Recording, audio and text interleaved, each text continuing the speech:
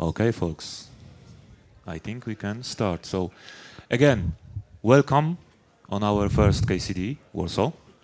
Hopefully not the last one. After the keynotes, I hope you are waiting for more. So we have Daniel as our first regular speaker, I could say, in this track. And we will continuously today talk about observability, in this case, continuous profiling. So let's see how you can profile things and why you should. So yeah, absolutely. Please, great applause for Daniel. And the stage is yours. Yeah. Thanks for the introduction. Yeah, as the title states, I'm going to actually continue what you heard during the keynote. We heard about pillars, 3 of them, maybe more. I do agree 3 of them are not enough. So I want to focus on the new, relatively new signal that was added to the OpenTelemetry spec, which is profiling. You may know that some of the tools like Golang or Python, they have a proprietary formats, but right now we can enjoy the opinionated but standardized profiling signal. So this talk is about it. It's about my passion, how to use observability for the security context. So let's start maybe with a few words about myself. So my name is Daniel Pacak. It might be tricky to pronounce, but nevertheless, some people call me Pacak or Pacman. This is the avatar I'm using on the social media, on GitHub and LinkedIn. If you're interested to follow, you can probably scan those QR codes. So a little bit about me, why I came here to the stage. I'm a big fan and a supporter of the CNCF community, especially that it's happening here in Warsaw for the first time. I must say I've been there for a long time, even before joining Migo, which is my where I currently work as a software engineer. And maybe unofficially, but I also act as a product advisor because I've been with other companies working on security or runtime security products. But I really started as a long-time Java, JavaScript, even AngularJS developer. And I was like a shifting towards a system programming, even eBPF. I also had an episode, let's say, as a Harbor maintainer. You probably know there is a CNCF project, which is a registry, open source container registry. And I was mainly interested in adding a vulnerability scanning to this registry. So if you're using Harbor with a Trivi vulnerability scanner, you may like it, you may dislike it, but it's part of the work I did. But I quickly realized that static vulnerability management is not that may be interesting or challenging, so I moved to the runtime security, and this is where I was more and more interested in eBPF. I'm an emeritus maintainer of the Tracy project by Aqua Security. You may know this already. And then I wanted to have even more challenges building the products, not just using technology or playing with this technology. So I started building products with eBPF and what I knew already. And we created a Simon with Cycode. Simon is like a CI/CD pipeline monitoring tool.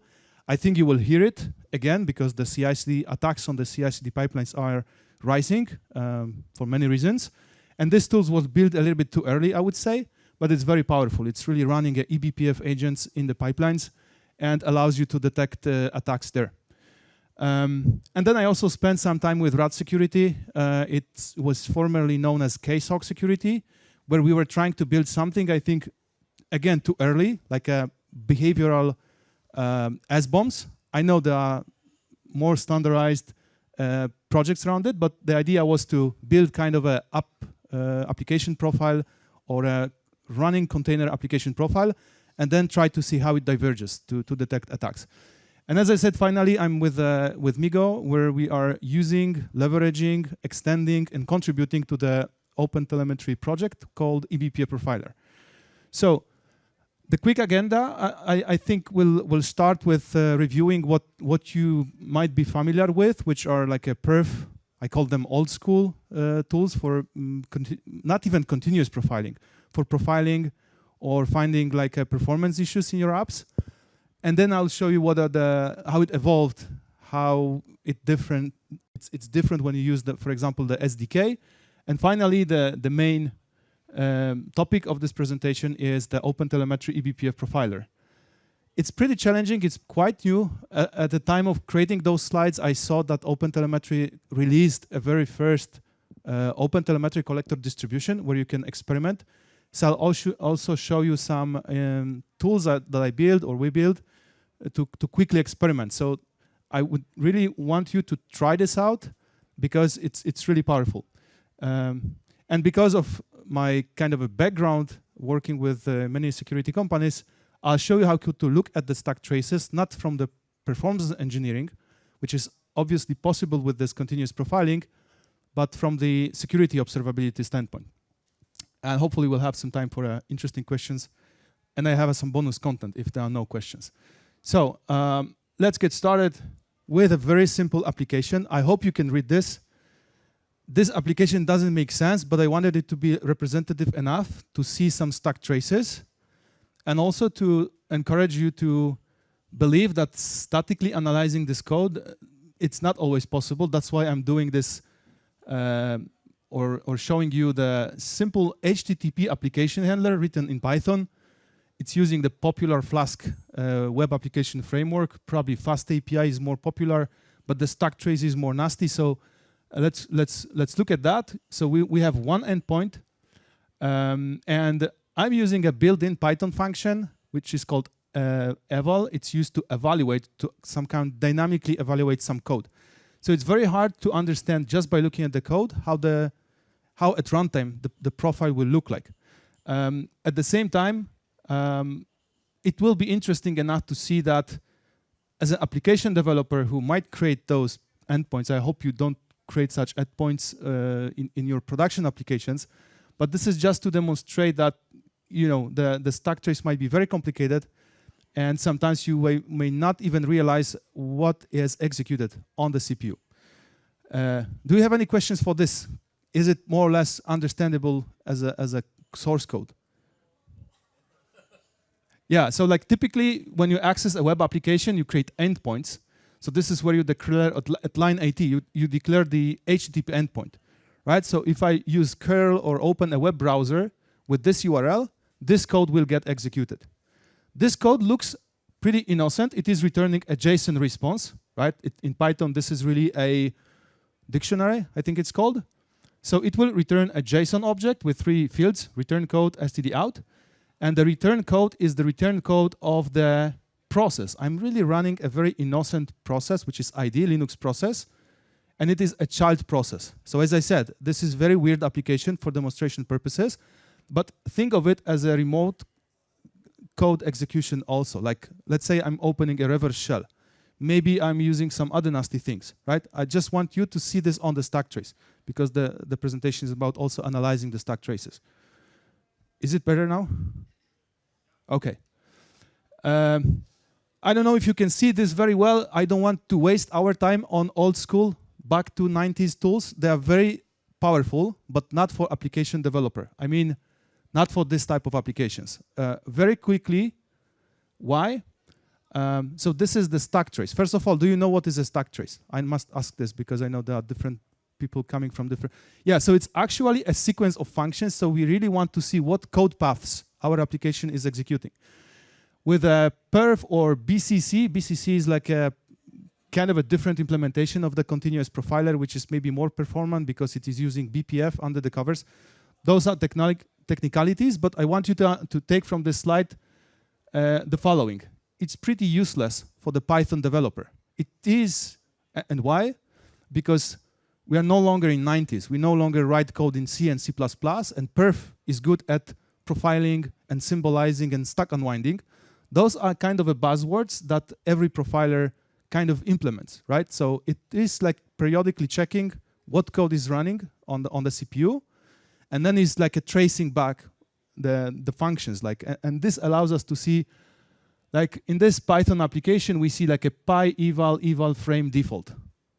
And the Python is interpreted language, so there's no kind of surprise that it's constantly evaluating the code that we are trying to, for example, open in a browser. So this this profile is actually taken by continuously using the curl command and opening the URL of the endpoint we saw on the previous slide. Long story short, as long as you are CPython interpreter maintainer, this is useless for you. You can't really see which line of code, of Python code, was executed. So let's move on to, let's go back to these days and what we can do about it. So it is possible to add somewhere to your application code an instrumentation, a few lines of code to instrument this application. And these are like I'm not promoting Python SDK, even though I think it's super, or Parioscope Python SDK, it's super powerful. But it shows you, like, if you are lucky to modify the code and release new version of the application, you can forget about perf, and you can add those pretty simple lines, like you specify the name of the application, you specify the name of the backend. I'll tell you a little bit more about the backend in a sec. Sampling rate, we'll be talking about sampling rates as well. But this is relatively simple. I can edit. And if you know the Pyroscope, it's kind of a backend for storing all the data. I will go back for a sec here. This is not immediately obvious, but if I would continuously profile this application, we will generate tons of pages. You can't print it, you can't read it. You usually want to aggregate it, right? So these tools, it's not only doesn't look good, it doesn't symbolize the stack trace, but it's very hard to reason about or to analyze. And you remember from the talk before that observability and this new pillar of observability is all about data analytics, right? So we want to analyze this data, and this is not suitable. So, but what it is, let's stop for a second here. I will be continuing these types of showing this visualizations. So this is a flame graph. I think you might have heard about it from the performance engineering. And this is really aggregating or showing the aggregated stack traces. And for performance engineering, especially, you will be looking for the paths, like very wide boxes here, or very deep stack traces. And if you remember, we had this endpoint created, which was called like Python evaluate sub-process run, so the nasty one. And then we see that this code looked like innocent, but it's unfolding into some Python library, which is called like a built-in library sub-process. We don't really see eval function. This is important to remember. I will go back to this, why we don't see it. And it seems that even if you have a full power or ownership to modify the application source code, there's still, for me, it's a blind spot, right? And especially important because eval is pretty dangerous function if you are aware of all the vulnerabilities or exploiting the app. People will be looking, or they will be very happy if you are using eval somewhere in your code. So just to recap, what's the stack trace? I hope by now everyone knows it's a sequence of functions. And there are nice ways nowadays to capture them. And I told you that reading this like a text, huge scrolling days of like individual stack traces is not very efficient. You want to probably deduplicate stack traces, you want to aggregate them, and you want to create those visualizations. So this is just the explanation to what we just saw. And now, this is the QR code of the main subject of this presentation, I would say, which is the new OpenTelemetry, relatively new OpenTelemetry eBPF project. It's I will show you how it's configured and everything. But the thing is, like, what if you can't really, you don't own the application, yet you need to see how it behaves, maybe for security observability, or maybe you are installing a third party that you see is very slow. You want to take out of the picture some issue with the infrastructure component, and you can't really instrument it. What if it's written in PHP or maybe Python or some legacy programming language, right? So this simple solution of adding a few lines of code is no longer feasible. You can't do this. And this is where when I realized that this project exists, and it more or less does the same what Pyroscope SDK without touching the application code. It sounded to me as something too good to be true. That's why we started going very, very deep into what is possible here. So again, the same application code as we saw before. I see some info about the handler function. This is the Python function. There are still blind spots, so it's not ideal. It's great, but it's not ideal. I think this is also what I want to emphasize, that if you see or start using it, I hope you will start using it after this presentation, but if you see these bugs or you don't understand why I don't see the eval function, just ask maintainers. I think they'll be more than happy to answer. If you know how to fix it, because maybe that's the bug, even better. But the thing is that we see the stack trace, but we see a lot of other interesting details. And I don't know how many of you are like a system engineers, but without going into these crazy details, there's a user space stack, like the functions that the Python interpreter is invoking. There is your application stack.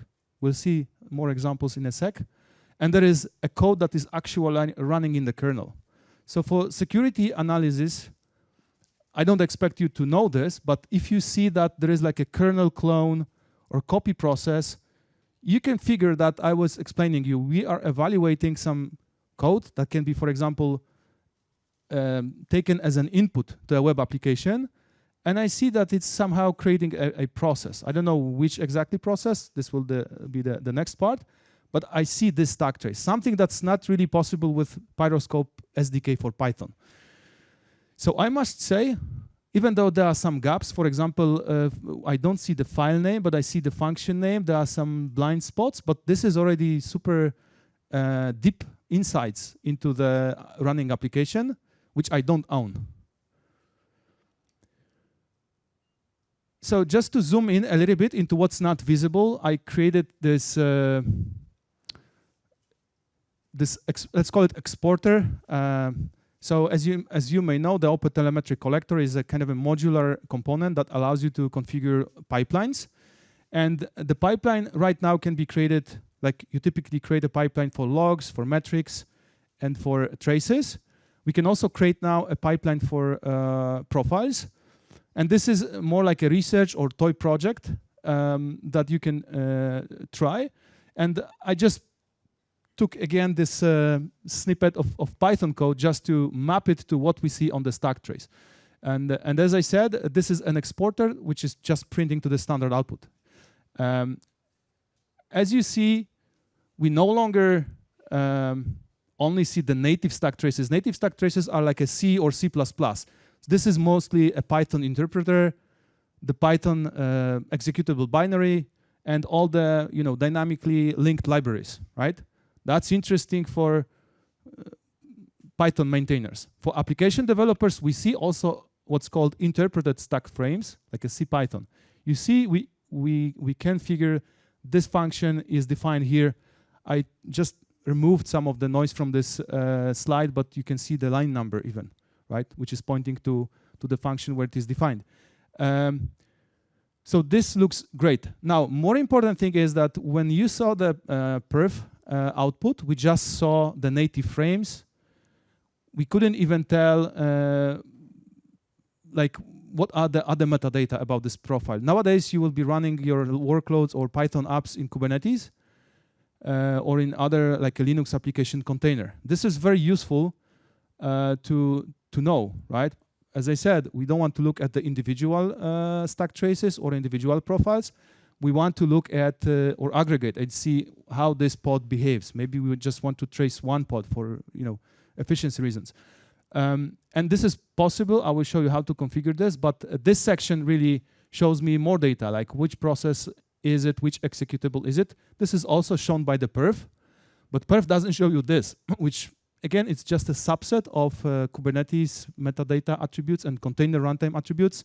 We can bring more like a container image ID, all the tags and everything. But this is already super powerful.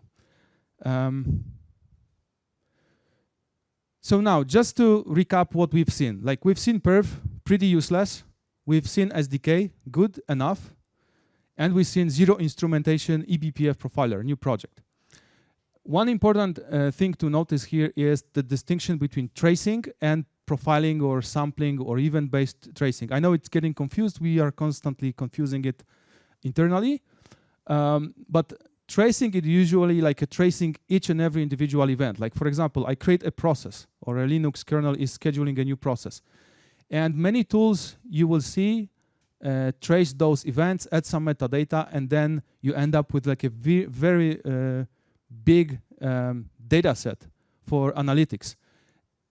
Not to say how expensive it is to store it, right?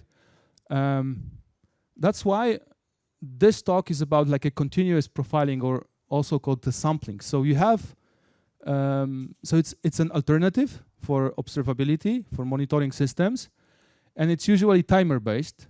You can configure like a sampling rate, 20 hertz, 49 hertz.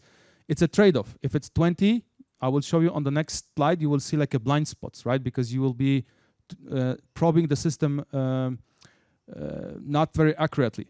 If you increase the sampling rate, you will see everything, but then it's a probably overkill from observability standpoint. So there's always a trade-off between what you see versus what's the overhead on the production workload, and usually this has to be adjusted to the app, to the deployment. This is more geeky way to say that. What you see here is really a split between a code. Like imagine this is our Python application or another application, because our example does not call function A and function B. So this is a representation of the code flow. And the Linux kernel is sharing the time between different processes, right? So it's not like your process is always on CPU, it's always executing the code. It has to switch tasks, right? And in the top, it's the sampling rate. Those arrows are like, you should read it from this way. So I probe here, I stop, I probe here, I stop. And as I said, if I probe more frequently, I will see more details. But the idea here is that I don't really want to probe as many details, right? Because I will have like a duplicated stack traces, I will have to deduplicate them, I will have tons of data that's useless. On the other hand, I might miss some functions, right? This is, for example, a function A called function B, it returned here, but then it executed a very fast function, which can be pretty nasty. It can also spawn quickly a new process or start a new thread, but we were not probing here, right? So we missed this function. So again, it's important to realize there are blind spots, and it's working, it's a limitation. Do you have any questions to this slide? Just curious, yeah.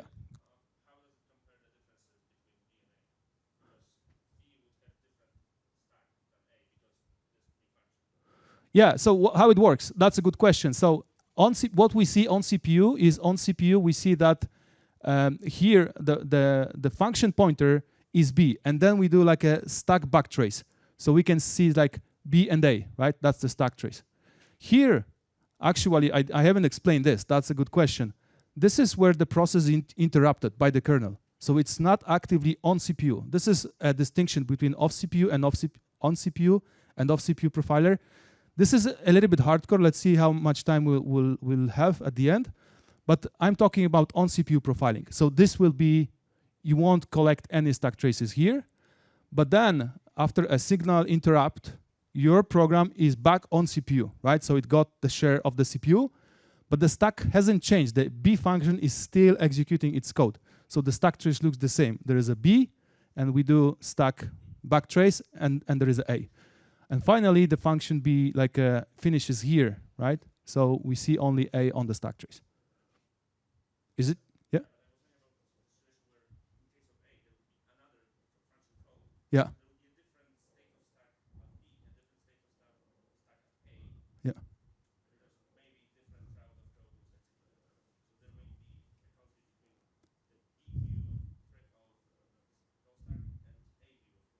Yeah.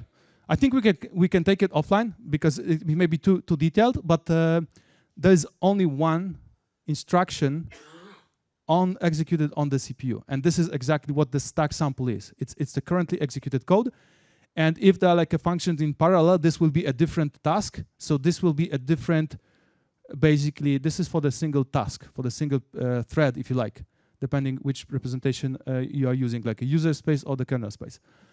But this is roughly an idea. We are interested in those samples. So I promised you to tell you something more about how to, like, what to do with this. If you want to create those stack traces or flame graphs on your own. So in theory, there are these OpenTelemetry collector distributions.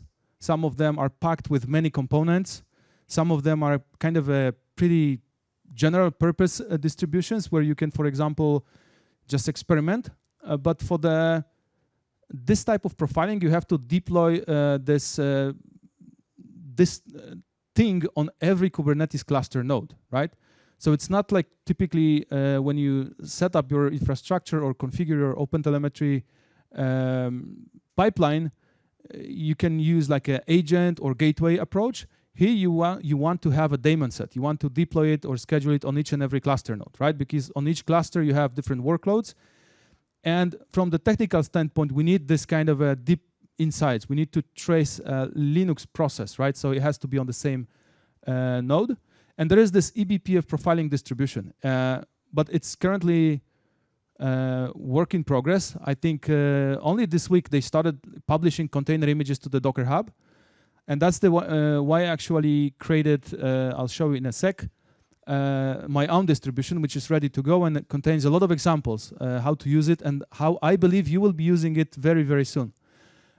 This is, again, to what I said. Typically, you might have like a multiple cluster nodes. Here we have 3 Kubernetes cluster nodes. And on each node, we want to run a distro of the eBPF profiler. This is a special distro, which is lean, but also has some elevated privileges because we need to run this powerful deep tracing capabilities. So you also have to be careful with deploying this, right? It is like with more power comes more responsibility. Then depending on the rest of your pipeline, you might have like a gateway or another distro of the collector. I don't really recommend anything. It's use case by use case. And finally, you have those backends, those like hotel collector backends. The Pyroscope is currently supporting this profiling signal. We saw it, even though there are some gaps. Like for Python, we couldn't see the file name. We only could see the function name. Python is open source.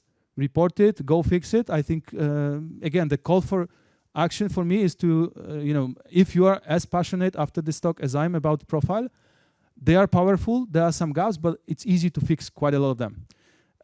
So another popular exporter is ClickHouse. But as you remember, there's logs, metrics, and traces. They've been there for a long while. But if you ask the maintainers of ClickHouse what is a profile, maybe they know. For sure, they don't support it. So the way I'm contributing is, I hope we'll contribute with code, but we just report it. Like that would be very nice, not to just see the flame graph, but it would be really nice to have a ClickHouse table or Postgres table where I can maybe run some stats, maybe run some queries, right? Or maybe there is a common query language that allows me to reason about stack traces, run some heuristics like, oh, this is a web app. I should never see the copy process on the stack trace. And here is a QR code of my distro. Again, my goal is not to compete with the upstream. It's just to experiment earlier and have a freedom of trying things out, sharing the early feedback. And this is more interesting. I think this is the simplest OpenTelemetry collector configuration and how you are supposed to use the receiver, the profiling receiver. So on line 3, you see, I think it's similar to Kubelet stats receiver, if you're familiar, the one that is collecting the performance metrics about like pods and containers. But this one in particular will be profiling. And remember, it's deployed as a daemon set on each node. So on each node, I will be collecting this data. I can configure tons of, well, maybe not tons, let's say dozen of parameters, including the sample rate. You remember this is the trade-off. Visibility versus overkilling or burning the cluster node. So be careful. By default, it's 20. I think it's not a good number, but it's another discussion. But we also have a bunch of reusable components in hotel collector ecosystem. And those are called processors. And there is Kubernetes attributes processor that you might have used for logs, for traces. And it is possible actually to use it also with the profiles. And this is how I was able to show you in the standard output, not only the stack traces, like a CPython native and the kernel, but you saw also in the top the Kubernetes metadata. So that's the magic. There's a bunch of other metadata. I just wanted to squeeze it on the slide. But you can get the container image ID, container tags, so you see which application, in which, on which node, in which pod is, and in which container is generating the stack trace. And this is what is called a pipeline, right? So I configure a receiver, processor. You can have a bunch of them, different. Maybe you want to deduplicate some data even more. And then you can use like a pyroscope, ClickHouse, write your own. Actually, the repository I shared is kind of a template repository. It has a scaffolding where you can actually start writing your own exporters. This is for OpenTelemetry. Well, it's pretty simple code, but it's kind of very verbose. So you will find, for example, a custom profiles exporter that you can just take from there. So let's talk about like my main interest. Obviously, I hope you see that I'm passionate about the signal, but what if I collect this? It's not enough, right? It probably costs a lot to store it. But I want to move on to in this section to tell you about like analyzing the stack traces. And let's start with like a very high-level overview of what application code is and what are the different components. It is simplifying some things, but in general, you write your application code. Let's say Python. We saw that Python is interpreted language, right? So it is using some system libraries. I used Flask. You might use Fast API, whatever. And this is the user stack trace. This is the part that we saw only with the eBPF profiler. And we also saw it, part of it, with the Pyroscope Python SDK. But we couldn't see this part, which is equally important, especially for security observability standpoint. And it's like we call it user space, kernel space. As an application developer, you don't really want to mess with this, right? This is for managed cluster, this AWS, maybe Akamai, they take care of the kernel device drivers. You care about the application code, that it's working, there are no bugs, and it's functioning. But there's also this quite a lot of time I spend in this vulnerability management. So that's why I'm connecting these worlds, actually. Because it allows us to look at this application code paths and application components from a very different perspective. For example, you probably have used like a static vulnerability analysis tools. I won't name them, doesn't really matter. All of them are equal. And all of them do not distinguish different, what I would call types of vulnerabilities, right? They treat them equally. They give CVE ID, they give it severity, maybe some additional scores. But as an application developer, if I run some scanner and I see a vulnerability which is maybe part of the system library, that's fine, because system library is probably a part of a Docker file that you create, or your platform engineering created, or your colleague created, or you created. But if it's by any chance your scanner detected a vulnerability in a device driver on the kernel, this is pure noise for you. You don't want to even deal with this. And the reason why I'm showing it here is that we have this distinction between user space and kernel space. It's not trivial, but imagine that you can map a function name. Pyroscope has to be fixed. So I hope you help me upvoting the bug, which is open in Pyroscope. If I know the function name, if I know the, let's say, more details, like which library, which executable is it, I could correlate it with the application component, whether it's a custom code, right? So for example, this is a custom code. This is our Python code, right? But this is like kernel clone is not our code. If I'm able to associate this stack trace element, this function, with the vulnerability, this would be too good to be true, right? Because I can only focus on application vulnerabilities. So that's one very important use case that is classifying vulnerabilities. But it requires collecting this profiling signal in some way or the other. Let's look at another, maybe more detailed example. I told you that CVE is like every CVE is like more or less has the same format, but it lacks this pretty interesting property. Imagine that a security researcher, when he says, I don't know, the famous was like a Java log4j function. It's typically not like the whole log4j library is broken. It's usually one bug or a special parameter passed to the function that can be exploited. This information is usually broken. You can fetch it somehow. There are databases that, not obviously NVD, but some other database or security vendors can build such a database. And if you have this information, and again, this is the same split of application code to system libraries, if I can somehow know that this vulnerability is mapped directly or indirectly to a stack trace, I can also prioritize it, right? And this technique is called, I think, more formally like a runtime function level reachability analysis, right? This is really to remove the noise from the security tools. So yeah, you can probably tell it's my passion, so I have more about security observability. I'll stop for a sec if you have any questions related to that. This will be, yeah. So there's another interesting use case. And I started with static vulnerability management, but there are many tools and vendors promising you like a runtime security, or they can catch 0 days, right? And usually, I'll explain in a sec what it is. This is actually still the same application that we saw in the very beginning. Actually, good test for the maybe security tool if it can even see this process somewhere in the alerting system. Yeah, but basically, we see that I can use like an open source tool. This is another CNCF project, Inspector Gadget, and I can trace and see that this application is creating like a Linux processes, right? But the main point here is that it is not enough, right? I can't tell you what is broken, how to fix it. So just fast forwarding a little bit is like, we know the code. If we have access to this, knowing that something nasty happened is like observing a perimeter. You see the application from the outside. It's not enough to fix it. And imagine that if you collected, of course, this kind of a fragmented, separated events with Kubernetes metadata, you also collected profiles.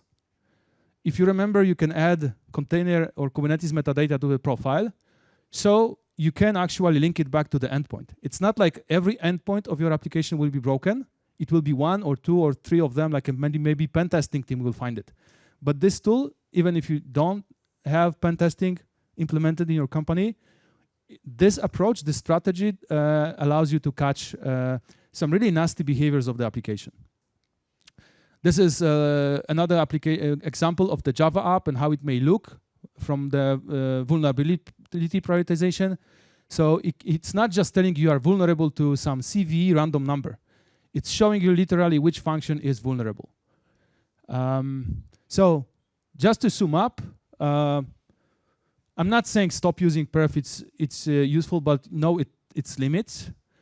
It's much better to start experimenting with the eBPF profiler. I think it's super powerful, so this is the link.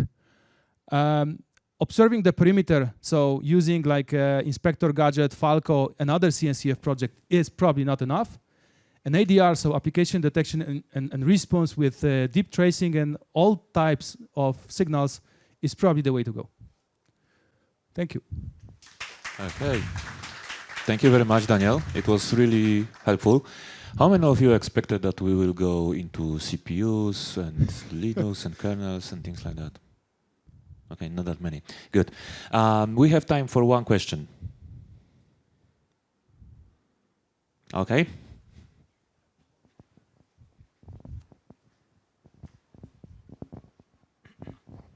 Hi, thanks for the talk, first of all.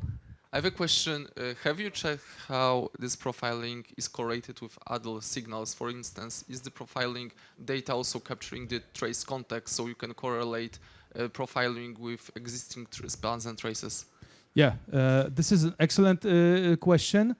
Indeed, the example application was showing kind of a one type of exploit, but for example, if my application is creating another pod or is doing what we call like a lateral movement, the profiler signal won't show you all the details. It's typically where you want to correlate other signals. And as you said, we are trying to do this. Profiler itself, I'm not aware of any like out-of-the-box configuration of the or the parameter. I think it is, this was a project donated, I think, by Elastic to the open source community. So I know it is integrated with other observability agents, but I'm not sure it's necessarily integrated already with other, OpenTelemetry signals. To be checked, but this is a great question and another use case of the security observability that we are actually investigating a lot. Yep. Again, no, we don't have time for more questions. I'm sorry. Daniel, you are with us here, so you can ask Daniel outside this room. Thank you again. Big applause for Daniel. Thanks for coming. And in a couple of minutes, in fact 4, max 5, we start another one. So stay here or go.